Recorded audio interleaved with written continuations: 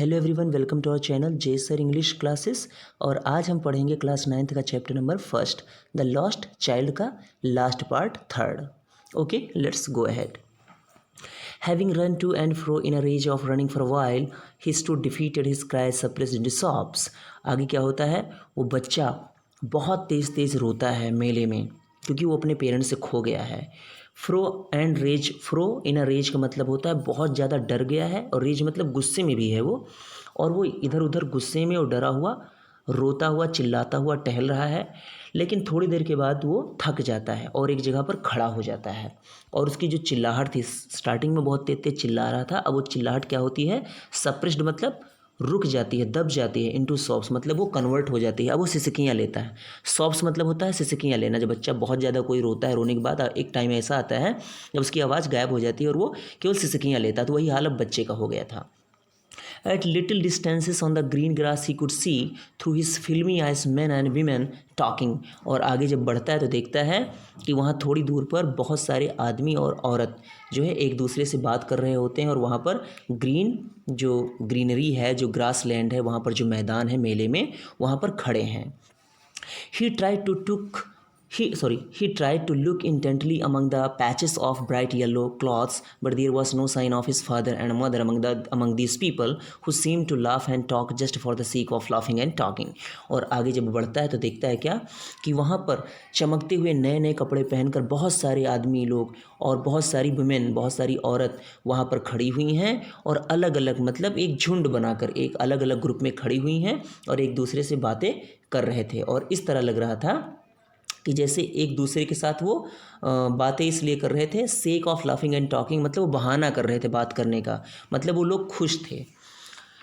आगे देखते हैं।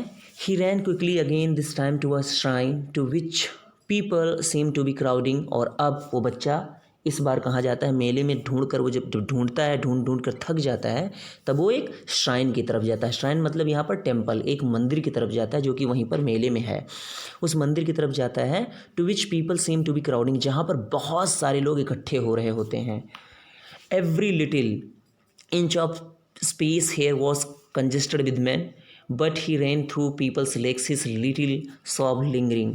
और क्या होता है कि जब वो मंदिर में बच्चा पहुंचता है तो क्या देखता है कि वहाँ पर एवरी लिटिल इंच मतलब मंदिर का हर एक कोना आदमियों से भरा होता है। कंजेस्टेड मतलब होता है वहाँ बहुत ज़्यादा मतलब भीड़ होती है, बहुत ज़्यादा ट्रैफिक होता है, बहुत ज़्यादा लोग इकट्ठे होते हैं, लेकिन फिर भी वो लोगों की टांगों से होकर मतलब किसी तरीके से इधर उधर करके वो आगे बढ़ता है। सोब लिंगरिंग, सोब लिंगरिंग मतलब उसकी जो सिसकियाँ हैं ना, अब थोड़ा सुस्त हो जाती हैं। लिंगरिंग मतलब सुस्त हो जाती हैं, लेजी पड़ जाती है, मतलब वो थोड़ा धीरे धीरे अब सिसकी ले रहा है क्योंकि बहुत ज़्यादा थक गया है, बहुत देर से तो रो रहा होता है। मदर फादर, और फिर से वो मम्मी डैडी ही चिल्लाता है। Near the entrance to the temple however the crowd became very thick, men jostled each other, heavy men with flashing murderous eyes and hefty shoulders। और आगे जब जाता है तो क्या देखता है, मंदिर का नज़ारा क्या है, वहाँ पर एंट्रेंस, जहाँ पर मंदिर का मेन गेट है, वहाँ पर बहुत ज़्यादा थिक मतलब बहुत ज़्यादा गहरी, और क्राउड मीन्स भीड़, वहाँ बहुत ज़्यादा भीड़ है। मेन जोसल्ड, जोसल्ड मतलब होता है एक दूसरे को धक्का देना, जोसल्ड मतलब धक्का देना, मतलब एक दूसरे को लोग धक्का दे रहे हैं, भीड़ में लोग धक्का देते ही हैं। और उसी भीड़ में धक्का देते हुए एक आदमी उसको दिखाई देता है। वहाँ पर बहुत सारे ऐसे आदमी, हैवी मैन मतलब बड़े बड़े लोग दिखाई देते हैं, जिनकी बॉडीज़ जो हैं बहुत बड़ी बड़ी हैं, जिनके बॉडी पार्ट्स मतलब जिनका शरीर बहुत बड़ा बड़ा है दिखाई देते हैं। विद फ्लैशिंग मर्डरस आइज़, और उनकी आंखें जो हैं इस तरीके से चमक रही थी, जो आदमी उस बच्चे को दिखे मंदिर में, जैसे लग रहा था कि वो, उनकी आंखें एकदम लाल लाल थी, रेड कलर की थी, ऐसा लग रहा था वो खूनी हो। एंड हेफ्टी शोल्डर्स, और उनकी जो शोल्डर्स थे, कंधे थे, वो बहुत बड़े बड़े थे। ठीक है ना, मतलब यहाँ पर ये है कि बच्चा इतना डर गया था कि वो जहाँ भी जाता है ना, उसे सब कुछ डरावना ही नज़र आता है, क्योंकि वो अपने पेरेंट्स से को ढूंढ रहा था और सोच रहा था कि इतनी भीड़ में उसके पेरेंट्स मिलेंगे कि नहीं मिलेंगे, शायद इसलिए वो बहुत ज़्यादा डर गया था।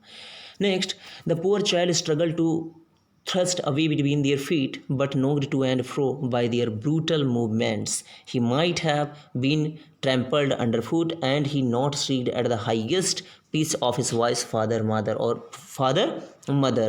और आगे क्या करता है वो बच्चा, कोशिश करता है, बहुत अपनी पूरी ताकत लगाता है कि उन लोगों की लेग्स से होकर निकल जाए, रास्ता बनाकर मंदिर में ढूंढे जाकर, लेकिन क्या होता है कि एक वक्त ऐसा आता है कि उसको लगता है ट्रैम्पल्ड मतलब होता है क्रश्ड, ऐसा लगता है कि पैरों के नीचे लोगों के दब जाएगा, क्योंकि छोटा रहता है, वहाँ भीड़ बहुत होती है, लोग वहाँ कैसे होते हैं, बहुत भारी भरकम लोग होते हैं।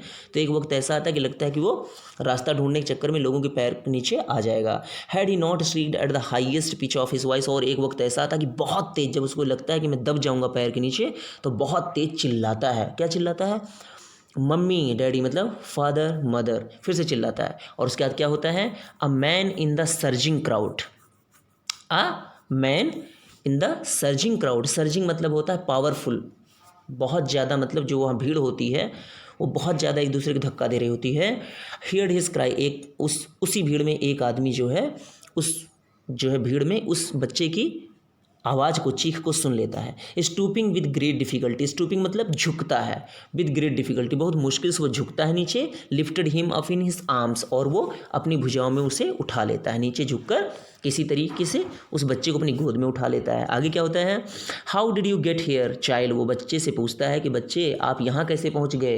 हुज बेबी आर यू, आप किसके बच्चे, मतलब आपके पेरेंट्स कौन हैं। The man asked as he steered clear of the mass, यहाँ एक वर्ड है steered clear of the mass. Steered clear of the mass का मतलब होता है वो उस क्राउड से बाहर निकलता है, ठीक है ना। मास मतलब होता है भीड़, और उस क्राउड से वो बाहर निकलता है किसी तरीके से, भीड़ से उस बच्चे को लेकर अपनी गोदी में उठाकर उससे पूछता है कि ये आपके पेरेंट्स कौन हैं। The child wept more bitterly than over now and only cried, लेकिन बच्चा कोई जवाब नहीं देता और तेज से वो चिल्लाता है और कहता है I want my mother, I want my father, मैं अपने मम्मी डैडी से मिलना चाहता हूँ। The man try to soothe him by taking him to the round about, soothe मतलब होता है रिलैक्स, मतलब वो बच्चा उसे झूले के पास लेकर जाता है, राउंड अबाउट मतलब झूले के पास लेकर जाता है जहाँ बच्चा पहले गया था, और इसलिए लेकर जाता है कि शायद वो थोड़ा रिलैक्स हो जाए, रोना बंद करे। Will you have a ride on the horse, और अब उससे वो पूछता है कि क्या इन घोड़ों के ऊपर आप राइड करना पसंद करोगे। He gently asked, he approach the ring, और वो जैसे ही वहाँ पहुँचता है उससे बहुत पोलाइटली पूछता है। The child's throat tore into 1,000 shrill sobs and he only shouted I want my mother, I want my father, लेकिन बच्चा उस घोड़े की सवारी करने से मना कर देता है और एक ही रट लगा कर रखता है कि मुझे केवल अपने मम्मी डैडी से मिलना है, मुझे अपने मम्मी से मिलना है, मुझे अपने डैडी से मिलना है। आगे देखते हैं, यहाँ आप देख सकते हैं मेले में दिखाई दे रहा है कि एक बच्चा है रो रहा है और एक आदमी है जो उसको अपने साथ लिए हुए हैं, ये मेले का नज़ारा है। चलिए आगे देखते हैं। The man headed towards the place where the snake charmer still played on the flute to the swaying cobra, और फिर से वो बच्चा वो जो आदमी है, स्ट्रेंज आदमी है, वो उसको बच्चे को लेकर उस जगह पर जाता है जहाँ स्नैक चार्मर होता है, मतलब सपेरा होता है, और वहाँ लेकर जाता है। कहता है कि आप इस कोबरा को देखना चाहेंगे, यहाँ पर बैठना चाहेंगे। फिर आगे क्या, ये जो ये बजा रहा फ्लूट इसको सुनना चाहेंगे, बच्चे से कहता है, जिससे वो बच्चा चुप हो जाए। Listen to that nice music child, he pleaded, pleaded मतलब उसने रिक्वेस्ट किया, बच्चे से रिक्वेस्ट किया कि बच्चे आप इसको देखिए, कितनी सुंदर म्यूज़िक है, इसको आप सुनिए, यहाँ बैठिए। वो ऐसा इसलिए कर रहा था, क्यों कर रहा था, जिससे वो बच्चा चुप हो जाए, क्योंकि बच्चा शांत होने का नाम ही नहीं ले रहा था, वो चुप हो ही नहीं रहा था। तो वो आदमी जो होता है स्ट्रेंज, वो कोशिश करता है कि बच्चा किसी तरह चुप हो जाए। But the child shut his ears with his fingers and shouted his double pitched strain, I want my mother, I want my father। और क्या होता है, फिर से बच्चा, यहाँ डबल पिच्ड स्ट्रेन वर्ड आया है, इसका मतलब होता है यूजिंग फोर्स, मतलब बहुत ताकत लगाकर दोनों कान बंद कर लेता है अपने, और फिर से चिल्लाता है, कहता है कि मुझे आई want my mother, I want my father, मुझे केवल मेरी माँ से मिलना है और मेरे डैडी से मिलना है। The man took him near the balloons thinking the bright colors of the balloons would distract the child's attention and quieten him। अब वो जो स्ट्रेंज आदमी है उस बच्चे को बैलून्स की, जहाँ बैलून्स बिक रहे होते हैं वहाँ लेकर जाता है, और ये सोच कर लेकर जाता है कि शायद उन बैलून्स के कलर इसको अट्रैक्ट करें और शायद ये चुप हो जाए, लेकिन ऐसा नहीं होता है।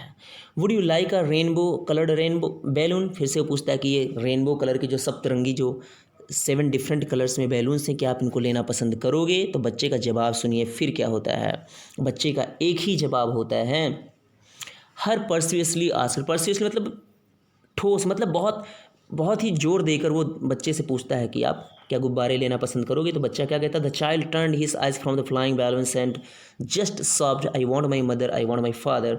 और फिर से बच्चा उन बैलून्स की तरफ से अपनी नज़र को हटा लेता है और फिर से कहता है कि नहीं, मुझे अपनी माँ से मिलना है और मुझे अपने डैडी से मिलना है, मतलब फादर से मिलना है।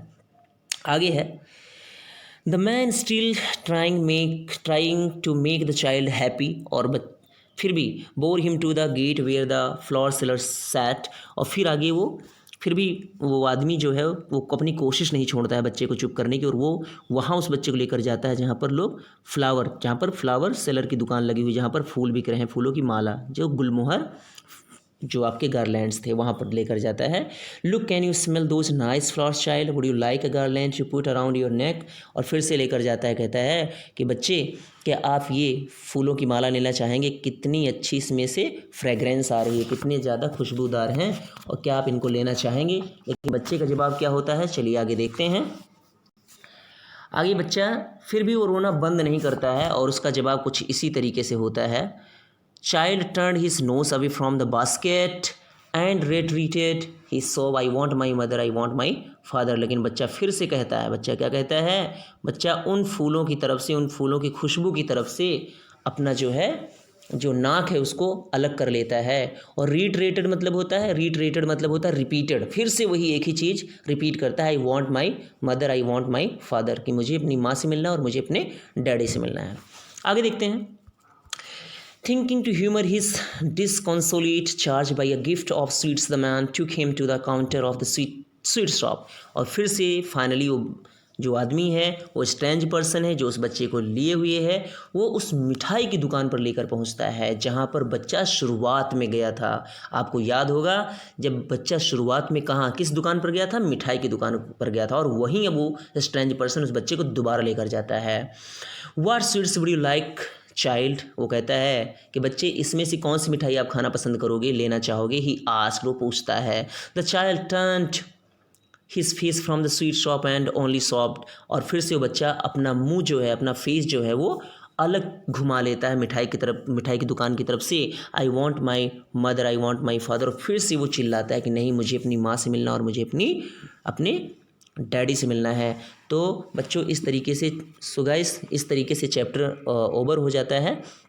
इस चैप्टर के थ्रू जो राइटर है वो हमें एक ही चीज़ बताना चाहता है कि अभी तक एक बच्चा जो कि जिन मेले में बिक रही मिठाई, बैलून्स और जो है झूले को एंजॉय करना चाहता, तो वही बच्चा अब दोबारा उसको उन्हीं चीज़ों को एंजॉय करने का अपॉर्चुनिटी मिलती है, लेकिन फिर भी वो चीज़ें उसके लिए यूज़लेस हैं, मतलब बेकार हैं। क्यों बेकार हैं? क्योंकि इस वक्त उसके पेरेंट्स उसके साथ नहीं। तो इससे हमें ये पता चलता है कि जो छोटे बच्चे होते हैं उनकी लाइफ में अगर सबसे ज़्यादा कीमती कुछ होता है, कीमती चीज़ होती है ज़िंदगी में, कोई कीमती होता है सबसे ज़्यादा जिसकी वैल्यू होती है उनकी नज़र में, तो वो उनके पेरेंट्स होते हैं। अगर पेरेंट्स उनके साथ ना हो तो दुनिया की कोई भी वस्तु उनके लिए मिट्टी है। ठीक है guys, so now this chapter has done. Okay, take care and see you in next video.